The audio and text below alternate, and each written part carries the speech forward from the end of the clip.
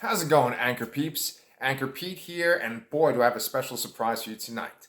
I had the chance to read Duke of Caladan, the newest Dune book written by Brian Herbert and Kevin J. Anderson, and I am able to share my review with you now. Now, if you watch this channel, then you know that I'm a huge Dune fan. And I know that maybe you haven't read the books, maybe you've only seen the David Lynch movie, or maybe you're interested in the new movie that's coming out in 2020. But don't worry, this review is for anybody. Whether you've never read a Dune book, or you've read every single Dune book that has the name Herbert attached to it. So sit back and relax, and let's talk about Duke of Caladan. The most beloved and influential science fiction and fantasy stories of our time take place in fully fleshed out worlds that weave together multiple incredible ideas into one narrative. The biggest pop culture examples being Star Wars, Star Trek, or the Alien franchise. Not as well known by the mainstream culture, but certainly just as beloved by science fiction fans, is Frank Herbert's Dune. Dune was originally published as a complete story in 1965, and it came with a fully realized world set close to 10,000 years into our future.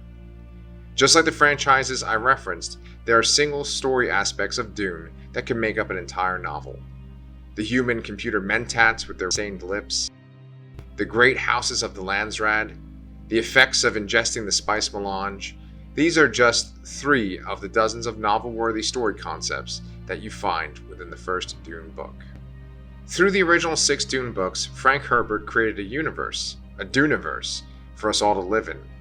Herbert died in 1986, but his son Brian would join forces with prolific science fiction writer Kevin J. Anderson to bring us all back to the world his father created. As a huge fan of David Lynch's 1984 adaptation of Dune, I read through the original series during my sophomore year of high school. A lot of it went over my head. Dune House Atreides, the first of the Brian Herbert and Kevin J. Anderson collaborations, came out in 1999, my senior year. I wasn't aware of the book, but stumbled upon its sequel, Dune House Harkonnen, a few years later. I ate House Harkonnen up. It had all the characters I loved from the original novel, as well as all the amazing concepts, and yet it was much more accessible. The Brian Herbert and Kevin J. Anderson books, whether they take place over a decade before the original Dune, like their Prelude to Dune series, or 10,000 years before the original Dune, like their Legends of Dune series, or take place after the events of Frank Herbert's last Dune book, are similar in feel to the more public-friendly sci-fi epics like Star Wars and Star Trek. They're part of an ongoing space soap opera that takes place over the course of tens of thousands of years, yet they revolve around very specific bloodlines.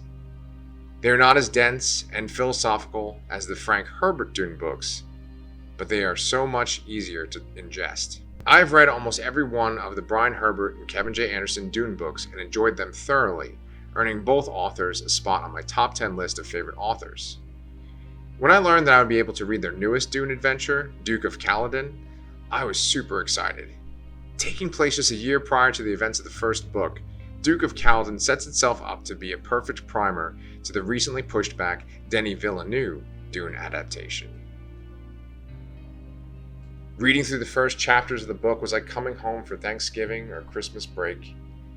All the locations that I had spent decades of my life exploring, Arrakis, Caladan, Kytain, were all there waiting for me. Baron Harkonnen was alive and floating over his territory in Arrakis.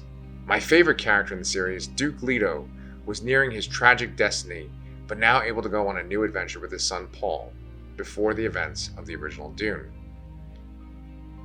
It is a strong dose of a melange-tinted nostalgia, or maybe it's the Caladan drug, that brings me close to the point of overdose. If Anderson and Herbert hadn't been the ones serving as the stewards of the Dune franchise, this could be a J.J. Abrams Star Trek, Star Wars nostalgia cash grab. They aren't just making a point to give page space to the Bene Gesserit, or give Gurney Halleck a chance to play his Balisette. They know these characters through and through. This is their universe, and it has been for over 2 decades. Throughout Duke of Caladan, there are chapters featuring your favorite Dune characters: Paul, Jessica, Helen Mohim, Baron Harkonnen, Shaddam IV, Count Fenrig, and dozens more. Herbert and Anderson have fleshed out the details of each of these characters' stories, reaching back to a time when Shaddam was yet to become the Emperor and Leto was just a boy. The history of 20 years worth of novels from Herbert and Anderson is built upon in this book. Conflicts that we would never have known existed by reading the original Frank Herbert books are referenced in Duke of Caladan. Leto's entire life is close to being chronicled at this point, and in Duke of Caladan, we learn even more of what Paul's life was like before becoming Muad'Dib.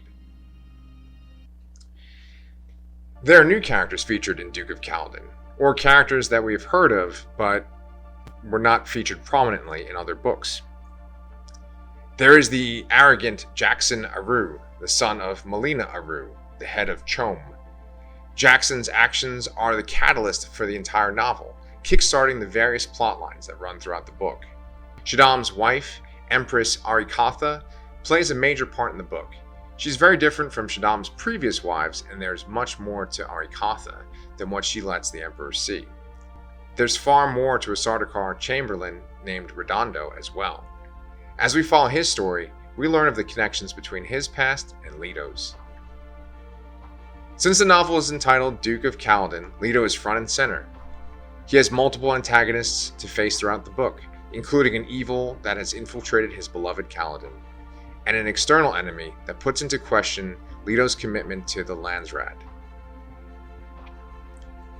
Anderson and Herbert were wise to give Leto these two threats.